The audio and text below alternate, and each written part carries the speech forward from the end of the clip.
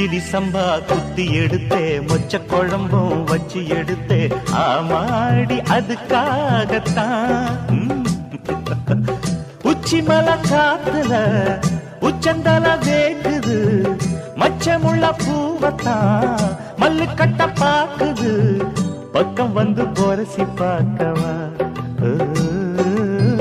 பந்தி வச்சு பசிய தீக்கவா